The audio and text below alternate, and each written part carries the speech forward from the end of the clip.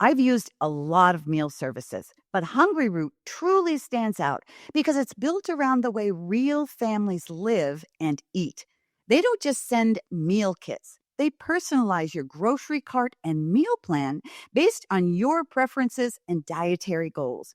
All I had to do was take a short quiz, and right away, their smart cart technology started building a cart that fit how we eat.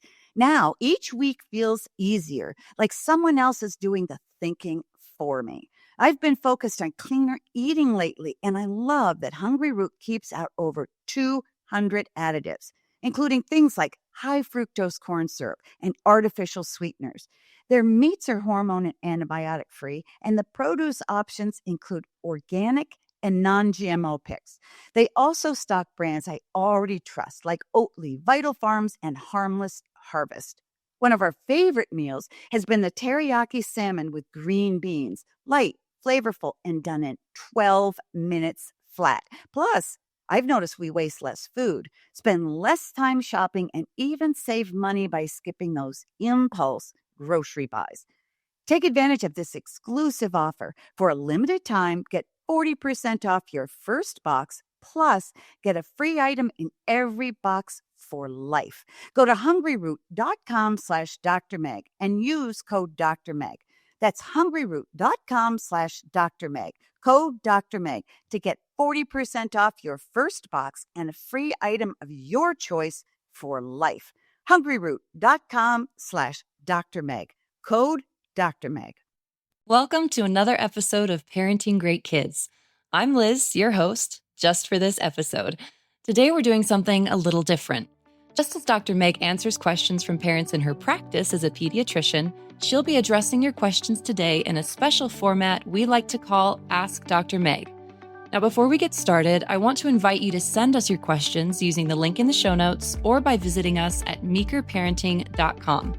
Today, Dr. Meg will answer questions on ADHD, helping your kids as they transition into adult life, and more. Meg, are you ready? I sure am. All right, let's get started. Our first question is from a concerned mom assisting her 25-year-old son in transitioning into adulthood. She writes, "Dear Dr. Meg, I'm the mom of a 25-year-old son who's really struggling to cope with life, work, his future, and everything he sees in the world today. I know I can't tell him what to do, but I need advice on how to get through to him." Well, this is a great and unfortunately not an uncommon question. Helping a 25-year-old son navigate life is tricky. And here's why. He's an adult, a grown man. And you're right, you can't tell him what to do. You can support him and give him guidance, but you can aid him in making the right decisions. For instance, if he's 25, he should have a job. So if he doesn't have a job and he's living with you, you give him a month's warning and you say, you know what, I love having you here, but you need a job and you're no longer able to stay here in a month. And so that is what I mean by supporting him in making right decisions. He has to leave. He has to get a job. You do not want to enable him in any way. You don't want to be giving him money. You don't want to be doing his laundry. And you don't want to be cooking his meals unless he's sick or something like that. Very often, mothers with an adult son who is flailing in life feel sorry for their sons. And then they go in and they do things for them. This is one of the worst things you can do for your son. And here's why. A 25-year-old man needs to know that he's a man. He doesn't need to depend on his mother, and he can stand on his own 2 feet. That gives him security, a sense of independence, and value. So the first thing I would ask you to do is figure out what you may be doing to enable him to stay dependent on you. And then one by one, you need to pull back on those things and make him stand on his own. Even if that means living in a radial apartment or in a place that you don't like, it's important that he has his own place. As far as finding a job, that's his job to do, not yours. You can make suggestions. That's as far as you go. This is painful. And I'm sensing from your question that this is a real emotional struggle for you because you want to fix your son and make sure he has a good life. You can't. All you can do is do your part, change what you can to make sure you're not enabling him to stay dependent on you. And as he starts to stand on his own 2 feet and flail, you need to stand back and let him do that. It's very much like watching a child ride a bike and fall off and ride a bike and fall off. You're tempted to want to put him back on the bike, but once he can get on the bike by himself, you have to let him go. Our next question comes from a mom who says, I'm a bit stressed about my kids and social media. They've had phones since they were 8, and now at 10 and 13, they're hooked on Instagram and TikTok. My husband and I keep telling them it's not safe, but they just won't listen. How do we pry them away from these devices that feel like they're glued to their hands?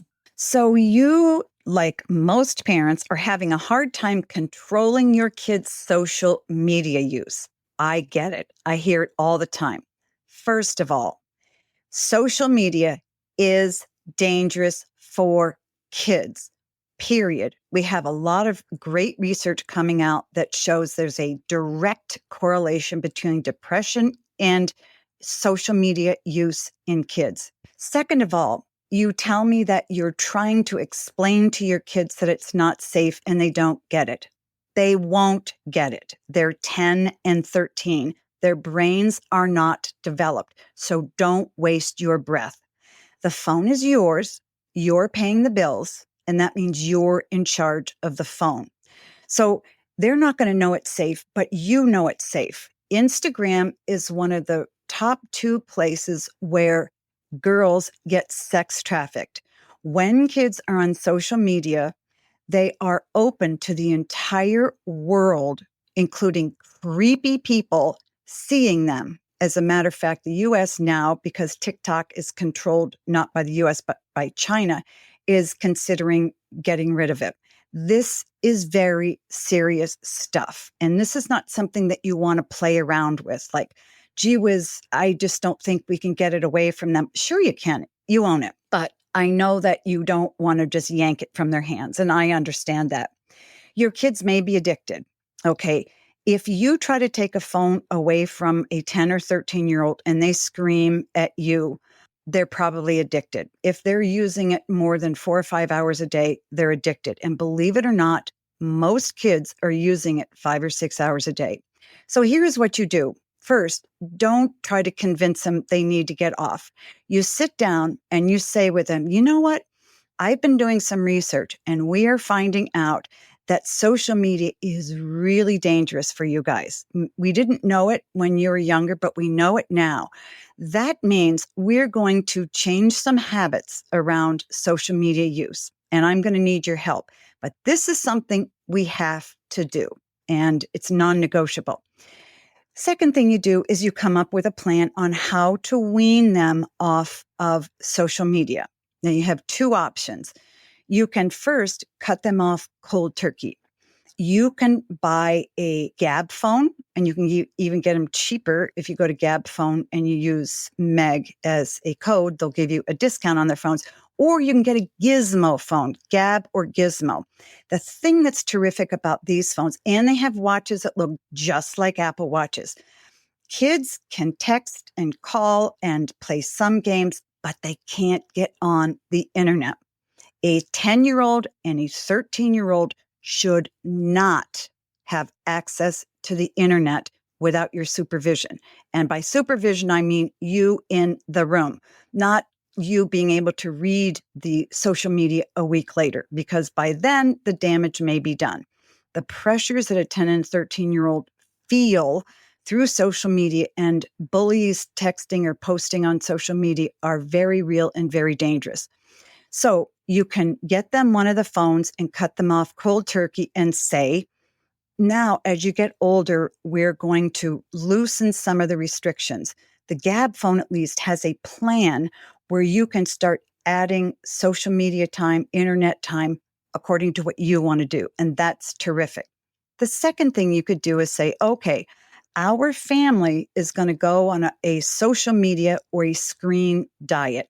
And this means that from 7 to 8 a.m. or 6 to 7 p.m. or whatever time you say, start with 3 hours a day, that everyone in this family is going to put their screen away.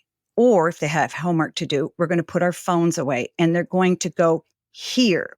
So you find a spot in the kitchen where everyone, including you and dad, put their phone. You really can't ask your kids to do something you're not willing to do. It actually bothers kids more when their parents are on cell phones than it does parents when their kids are on cell phones.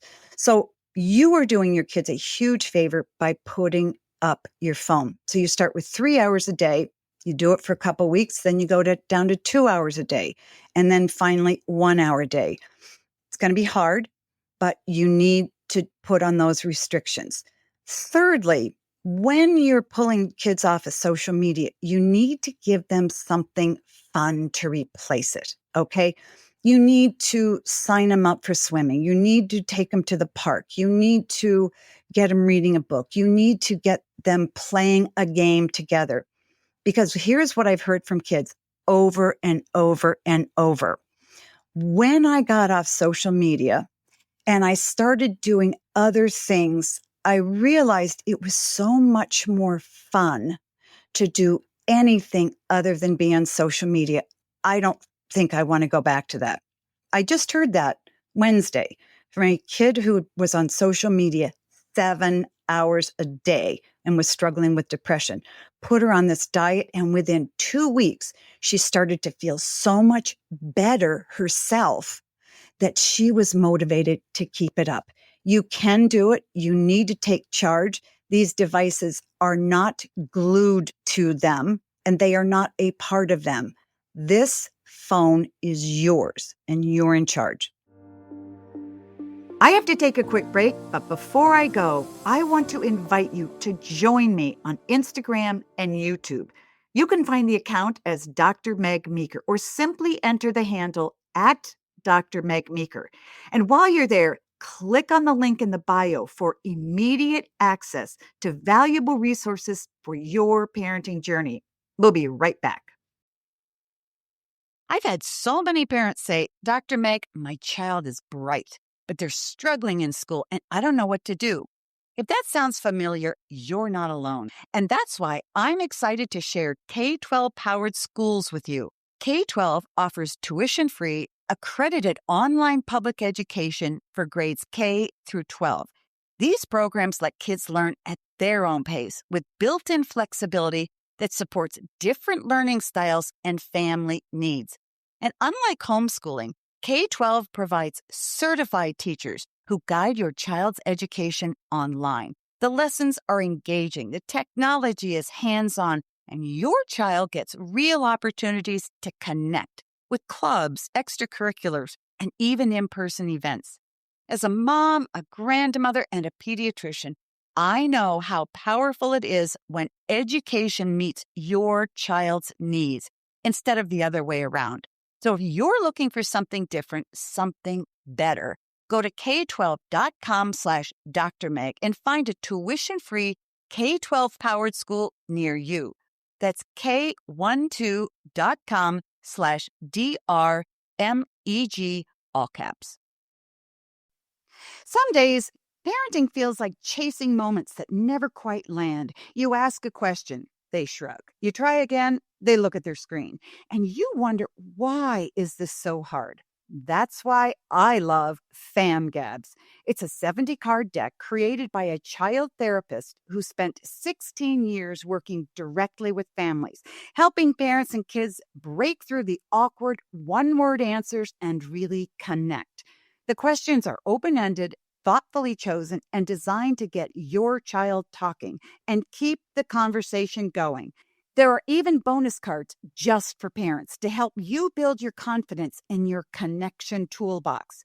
If you've ever wished for a better way to understand your child or just to have more meaningful conversations as a family, FamGabs is such a gift.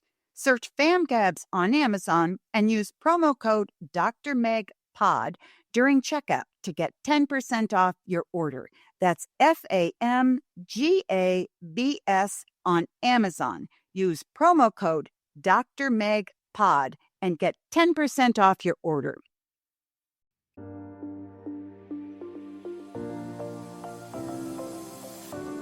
All right. So our next question comes from a parent who says, my son's teacher believes he should be evaluated for ADHD, but I've always seen him as an energetic kid, which I consider part of his personality. How do we distinguish between normal kid energy and ADHD? While his grades are okay, he struggles a little with emotional regulation. But doesn't every kid? Please help. ADHD is a very common complaint. We call it complaint or concern whenever a parent comes in and wants to talk about their child. So it really kind of depends on the age of your child. And I don't see the age of your child now. I'm assuming he's in elementary school or maybe junior high. How do you differentiate normal, energetic kids from attention deficit hyperactivity disorder? In boys, the hyperactivity disorder tends to trump the attention, though usually they have issues with both the attention and the hyperactivity. An ADHD kid will act like this. They'll go to school, they'll sit at their desk, and they will start asking the teacher questions over and over.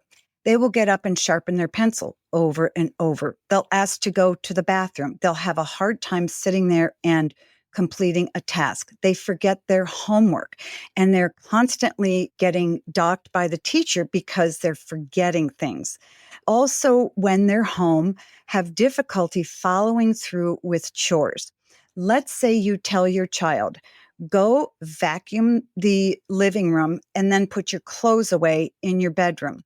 An ADHD child will probably get halfway through vacuuming the living room and get distracted by something, put the vacuum down and go out and play and do nothing else because he really can't focus for longer than, 5 or 10 minutes. The hyperactive child will be very hard to be around because they can't stop moving. They can't stop talking, even at dinner, even in the evening, often watching a movie.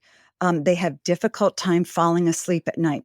Your typical energetic boy will have a hard time sitting at a desk and coloring in the lines, but he won't interrupt the teacher over and over. He will raise his hand and he'll wait till the teacher calls on him and he'll ask the questions. Once recess bell rings, he is out the door and he is running and he is climbing trees. He might be picking fights with the kids, whatever very energetic boys do. He may hurt himself more. He may fall out of trees or break a bone. But the real difference between a highly energetic boy and a child with ADHD is that there will be big chunks of time during the day for an energetic child to quiet down, to be able to do two chores at a time, to be able to sit and listen, to be able to remember bringing their homework back to school consistently. The ADHD child just won't be able to do that. ADHD is not hard to diagnose. If you suspect it, take your child to the doctor and they will ask you to fill out many forms and they'll ask their teachers to fill out forms. And as we score those forms, we can pretty clearly evaluate whether it's just an energetic, strong-willed child or a child with genuine ADHD. Our next question touches on the dynamics of co parenting and the challenge of encouraging increased involvement from one parent without causing resentment. This listener writes, our three kids range from 8 to 15, and I've kind of taken the lead with our kids for years. How do I encourage my husband to be more involved in parenting our kids without sounding like I'm criticizing him? I'm worried it might be too late for him to step into our parenting in a more engaged way. Well, it's a terrific question. If your husband wants to be engaged with the kids, and it sounds like he does, it's never too late for him or you as a dad or mom to be more engaged with your kids. And certainly at your kids' ages, they are not too old because a 35-year-old with a good dad wants to be more engaged. So as far as opening up opportunities to encourage their father to move in and engage them more. Rather than tell him, you need to really engage with the kids more because they really need it, you state it in a very different way. You say something like, you know what? I have seen the kids act so happy and be so much calmer after they've been with you. I know that they love being with you and they may not ask, but you need to know they always want to be with you. And they may not come to you and say, Dad, let's do this, or Dad, let's do that. But I know that if you continually ask them to do things, they will respond, maybe immediately or maybe in the future. Then you give him specific ideas or activities to do with the kids. Because a lot of dads will go, okay, but I don't know what an 8-year-old or a 15-year-old wants to do. And you can say, here's what I've seen they really like to do. If he just says, well, all I know how to do is play golf on the weekends, he can invite them to play golf, and that's fine. If they don't like golf, they're probably not going to want to do it. What you want to do is identify what each of your kids likes to do. Maybe one of your kids likes to go outside and play basketball. Maybe one of your kids likes to go to movies. Maybe another kid likes to go to the park and, play on the swing sets or whatever. Identify what that child likes to do, and then tell your husband, I know that Johnny loves going out and playing basketball, and I really think that he would love having you out there playing with him. You could always give that a try. So you need to offer things that the kids like to do that he could step into. You also want to say it in a way where he feels good about doing things with the kids, like the kids love it when you're there. You don't want to make him feel guilty. And finally, when there are times in the parenting or in situations where kids are asking for help, don't step in. Encourage them to go ask their dad. Even if you know a better answer than dad, it doesn't matter. Always find opportunities where you can back out and their father can come and take in. Because if you're used to doing everything with the kids and running the show, that's your default. You're just going to do things over and over, answer the questions, set the table or make the food or whatever. Open up opportunities for your husband or their father to do it. And over time, I guarantee the kids will feel more comfortable engaging him. He'll feel more uncomfortable engaging the kids, and it can build on itself. But again, you need to foster it and give momentum to it by offering very specific suggestions that he could do with the kids and suggestions for the kids to depend on their dad to answer questions or solve problems. All right, it looks like we have time for one more question. And this is from another mom, and she writes, I want to learn and educate myself on how to raise sisters. Our girls are 28 months apart, and I have been very conscious of how I talk and treat them individually and together. I have dysfunctional relationships with my own sisters, and I don't want that for my girls. I understand they both have different personalities and will have their own likes and dislikes, but I want to find tools on how to lay a solid foundation or framework of sisterhood and friendship. Having two daughters a little over 2 years apart can be tricky, but you can raise them to be close and to be really good kids. You say you have a dysfunctional relationship with your sisters. I would encourage you to look back at your relationship with them and find 2 or 3 places where there was profound dysfunction and label them. For instance, we would never talk to one another. We fought all the time. We said mean things to each other. Because if you don't look back and see the mistakes that you made with your sisters, you will repeat it or encourage your daughters to repeat it. It's just a subconscious thing. So when you find out what happened with you and your sisters, we used to yell at each other. We called each other's names. That's one of the behaviors that you want to curb in your daughters. So if you see your daughters arguing or calling names, you step in and you say, this isn't allowed. And if you do this to one another, here are the consequences. You can't just react maybe the way your mother did. You can raise daughters who are very different to be very close as they get older. So it's important as they get older to acknowledge their different personalities and praise their different personalities, praise their different character qualities, not just the different things they can do. Well, I know you're really great at soccer and your sister's really great at ballet, and it's wonderful you're different. And that's okay. But talk about different character qualities they each have and praise those character qualities in front of the other sister and do it equally. So you praise a character quality in one in front of sister two, and then you praise a character quality in sister two in front of sister one. And this will start to help them see one another in a positive light.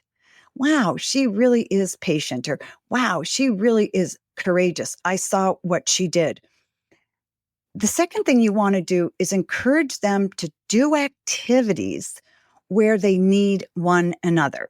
For instance, get them to work on a project that goes much better when two people are working on it, where they're doing something together and they don't compete. Board games are terrific, but there's always a winner and a loser. And there's usually one person who wins all the time. So you don't want to set them up for that. But find an activity that you can engage them in. And maybe you need to engage with them in it, where it's an activity that they can't do unless the other helps them. That's a great way to do it. Talk positively about sisterhood. Talk about the fact that they're so lucky that they have one another, and that as they get older, the best part about being sisters is they can be one another's best friends as they grow up. They are the person that when one is hurting in school, the other sister comes along and always is an encouragement. So they are the one that may always have the back of the other, whereas a friend may not have that. So when you encourage them in those ways, and you don't want to overdo it. You don't want to do it every day, praise them about a different thing. But if you follow those few steps, you will find that over the years, they will grow closer to one another and they won't end up being like you and your sisters. And finally, they're not your sisters and they're not you. And so don't treat them like your sisters treated you, and don't expect them to behave like you behaved with your sisters. This is a separate sisterhood than you had with your sisters. So treat it like a fresh, new sisterhood. Thank you so much, Meg. And thank you, listeners, for continuing to send in your fantastic questions. I love hearing these Ask Dr. Meg podcasts. Thank you so much for having me on for today's episode, Meg. And I'm sure our listeners are looking forward to hearing your next one. If you'd like to contribute to future discussions by sending in your questions, simply click the link provided in your show notes or visit us at meekerparenting.com. And while you're there, don't miss out on the plethora of resources available to support you on your parenting adventure. Until next time, please remember that great kids are raised, not born.